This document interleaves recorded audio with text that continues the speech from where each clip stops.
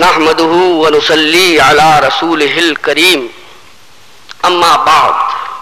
فاعوذ بالله من الشيطان الرجيم بسم الله الرحمن الرحيم ولا تقولوا لمن يقتل في سبيل الله اموات بل احياء ولكن لا تشعرون وقال رسول الله صلى الله عليه وسلم اصحابی النجوم کایہم اقتدیتم اہتدیتم وقال رسول اللہ صلی اللہ علیہ وسلم مثل اہل بیتی کسفینۃ نوح من رکبها نجا ومن تخلف عنها فہلک صدق اللہ العظیم وبلغنا رسولہ مولا النبی الکریم ونحن على ذلك لمن الشاهدين والشاكرين والآمنين والمطمئنين والموقنين قال الله تعالى في شان حبيبه إن الله وملائكته يصلون على النبي يا أيها الذين آمنوا صلوا عليه وسلموا تسليما اللهم صل على سيدنا مولانا محمد وعلى آل سيدنا ومولانا محمد وبارك وسلم صلاة وسلاما عليك يا رسول الله وعلى آلك وأصحابك يا حبيب الله. منبر رسول پر جلوہ افروز علماء کرام، محترم بزرگوں، عزیز ساتھیوں، نوجوان دوستوں اور پیارے بچوں، اپنی گفتگو کا آغاز کرنے سے پہلے سامعین کرام سے ایک سوال پوچھتا ہوں. آپ یا تو بے حد سنجیدہ ہیں یا آپ کو نیند پریشان کر رہی ہے. ان دو سوالوں میں سے ایک بات صحیح ہے، یا تو آپ بے حد سنجیدہ ہیں یا آپ کو نیند پریشان کر رہی ہے. اگر آپ سنجیدہ ہیں تو آپ کی سنجیدگی کو میں سلام کرتا ہوں اور اپنی بات کا سلسلہ شروع کرتا ہوں، اور اگر آپ کو نیند پریشان کر رہی ہے تو پھر صلاۃ و سلام پڑھتا ہوں. یارو کمال ہے، کمال ہے میرے عزیزوں.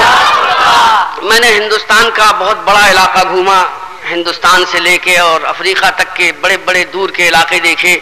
لیکن اتنی خاموشی میں نے کہیں نہیں دیکھی کہ وہ اردو کا مصرع یاد آتا ہے کہ اللہ رے سناٹا، اللہ رے سناٹا، آواز نہیں آتی. ارے یہ عشق رسول کی محفل ہے، یہ رسول کے پیارے نواسے کی محفل ہے، یہ امام احمد رضا خان کے نور نظر کی محفل ہے، یہ تم سنیوں کی محفل ہے، یہ ہم بریلویوں کی محفل ہے. اللہ کے پیارے رسول کا ذکر ہو، امام حسین کا نام نامی اور اس میں گرامی لیا جائے، سرکار مفتی اعظم کا ذکر کیا جائے، اور ایسی سنجیدگی، ایسا سناٹا، ایسی خاموشی، ایسا لگتا ہے کہ ہم کسی جلسے میں نہیں کسی قبرستان میں خطاب کر رہے ہیں. اور قبرستان میں تو بعض قبریں ایسے اہل دل کی ہوا کرتی ہیں کہ وہ قبروں سے آواز دے کر شابشی بھی دیا کرتے ہیں اور بشارتیں بھی دیا کرتے ہیں. میرے عزیزوں، مجھ سے پہلے میرے عزیز مولانا یوسف رضا صاحب خطاب فرما رہے تھے، اور پچھلے نے کچھ چھوڑا ہی نہیں اگلے کے لیے. لیکن ہمارے ساتھ تو قصہ ایک اور ہے. ہمارے پاس تو فقیر کا کشکول ہے.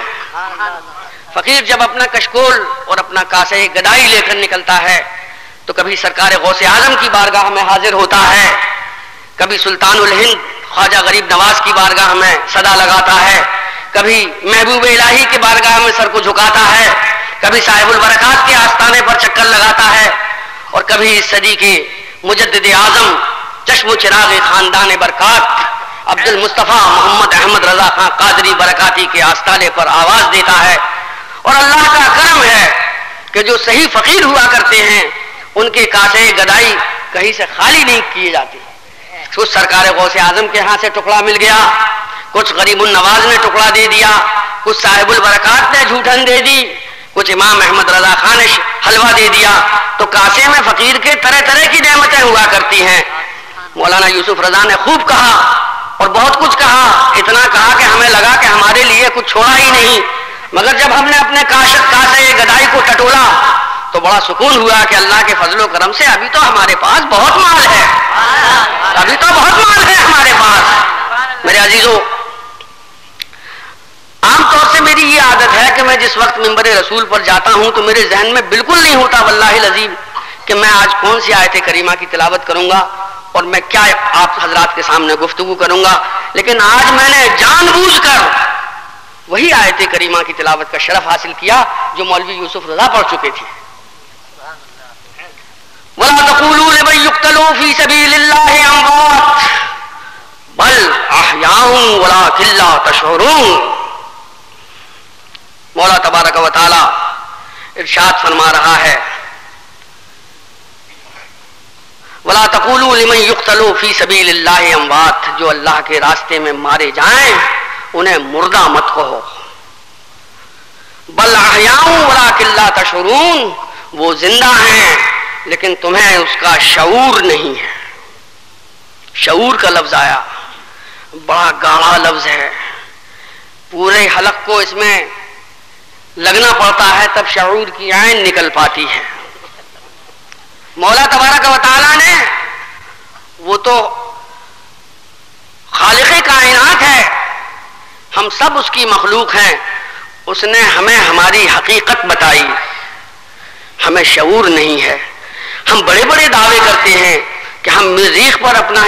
راکٹ بھیج رہے ہیں اور ہم نے چاند پر اپنا آدمی اتار دیا اور ہمارا اگلا منصوبہ یہ ہے کہ 25 سال میں ہم سورج پر آدمی بھیج دیں گے اور ہم آسمان میں تھگلی لگا لیں گے اور ہم سمندروں کو بوتل میں بند کر دیں گے، بڑی بڑی لمبی چوڑی ہانکا کرتے ہیں، لیکن قسم خدا کی ہمیں کیا شعور ہے؟ ارے یار ہمیں اپنی پیٹھ تک کا شعور نہیں ہے۔ آپ سے کوئی پوچھے کہ تمہاری پیٹھ پہ کتنے تل ہیں؟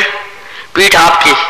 24 گھنٹے آپ کی پیٹھ آپ کے ساتھ رہتی ہے، کھڑے ہیں تو پیٹھ آپ کی، بیٹھے ہیں تو پیٹھ آپ کی، رکوع میں ہے تو پیٹھ آپ کی، سجدے میں ہے تو پیٹھ آپ کی، لیٹے ہیں تو پیٹھ آپ کی، لیکن قسم خدا کی یہ بتا دو کہ کبھی خود دیکھ سکتے ہو کہ تمہاری پیٹھ پر کتنے تل ہیں؟ نہیں دیکھ سکتے۔ ہمارا شعور ہی کیا ہے، ہماری بساط ہی کیا ہے؟ اس لمبی چوڑی کائنات میں انسان کا وجود نہایت کمتر درجے کا ہوا کرتا ہے، لیکن وہ اللہ کے خاص بندے جنہیں رب تبارک و تعالیٰ نے اپنے فضل و کرم سے شعور کی دولت سے مالا مال فرمایا ہے، وہ اپنا نام تاریخ کے صفحات پر نقش کر دیا کرتے ہیں اور تاریخ ان کو کبھی بھلا نہیں پاتی ہے، چاہے وہ یہودی تاریخ لکھے، عیسائی تاریخ لکھے، ہندو تاریخ لکھے، مسلمان تاریخ لکھے، لیکن ان تاریخ ساز شخصیتوں کا ذکر اس میں ضرور کیا جاتا ہے۔ ہمارے مولانا یوسف صاحب نے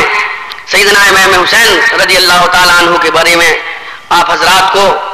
بہت مختصر مگر جامع طریقے سے بتایا، غالباً ان کے سامنے بھی وہی قید رہی ہوگی جو میرے سامنے ہے، یعنی وقت کی قید۔ ہم سب وقت کی زنجیروں میں جکڑے ہوئے ہیں، ہمیں اجازت نہیں دیتا وقت کہ ہم اس کے ساتھ کچھ زیادتی کر سکیں۔ سیدنا امام حسین اللہ کے آخری رسول کا آخری نواسا، جب ولادت ہوئی تو ہمارے اور آپ کے آقا مولا صلی اللہ علیہ وسلم تشریف لے گئے اور پوچھا کہ علی اس کا کیا نام رکھا بچے کا تم نے؟ تو انہوں نے جواب دیا کہ یا رسول اللہ میرے ماں باپ آپ پر فدا ہوں، میں نے اس کا نام حرب رکھا۔ حرب حلوے والی ہے، ہم تو بھائی سب بریلوی لوگ ہیں، ہمیں تو بس ہے جو ہے دو ہی سمجھ میں آتی ہیں، ایک حلوالی ہے اور ایک حلوے والی ہے، وہی شب برات کا حلوہ کرتا رہتا ہوا جو اللہ نے اپنے فضل و کرم سے ہمارے اور تمہارے مقدر میں رکھ دیا ہے، وہ تو بس دیکھ دیکھ کے رال بہاتے رہیں، للچاتے رہیں۔ ہاں اگر ایک بات میں تمہیں بہت پتے کی بتاتا ہوں، اگر نظر بچے تو گپ سے منہ کے اندر رکھ لیں، ادھر ادھر دیکھیں کہ کوئی دیکھ تو نہیں رہا برادری کا آدمی، اور سٹاک سے منہ کے اندر رکھ لیں۔ تو حلوے والی ہے، اس کے بعد رے اور رے کے بعد بے، حرب۔ حرب مانے لڑائی۔ سرکار نے فرمایا یہ حرب نہیں، یہ حسین ہے۔ اور اس کے بعد عقیقہ فرمایا گیا، سرکار نے کھجور چبا کر اپنے پیارے نواسے کو اس کھجور چٹائی۔ مولانا نے واقعہ بہت صحیح بتایا کہ ایک زانو پر دل کا ٹکڑا بیٹھا ہوا ہے اور ایک زانو پر آنکھ کا تارا بیٹھا ہوا ہے۔ سیدنا جبریل امین تشریف لائے اور عرض کیا کہ یا رسول اللہ مولا تبارک و تعالی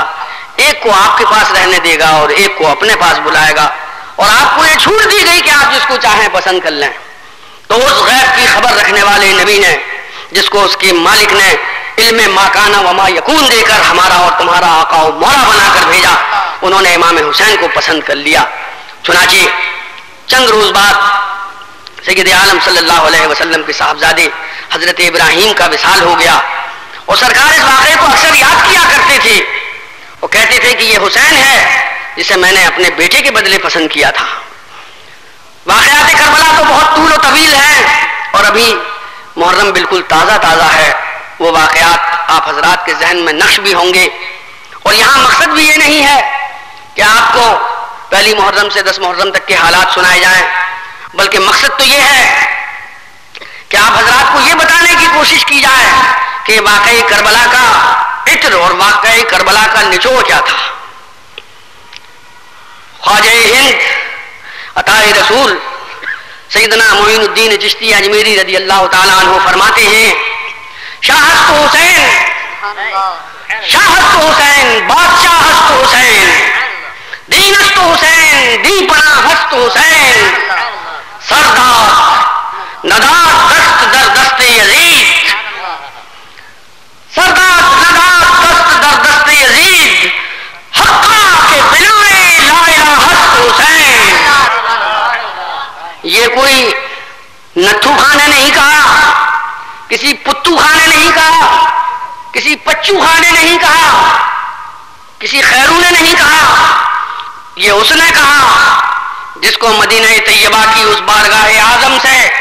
ہندوستان کی بادشاہی سپرد کر کے بھیجا جا رہا ہے، جو علم کا سمندر تھا، جو علم کا ہمالیہ تھا، جس کی زبان سے علم کے موتی برسا کرتے تھے، جس کی محفل میں اس کے مریدین ایسے خاموش بیٹھا کرتے تھے کہ گویا سروں پر چڑیاں بیٹھی ہوئی ہیں، اگر ذرا سی جنبش کی تو وہ چڑیاں اڑ جائیں گی۔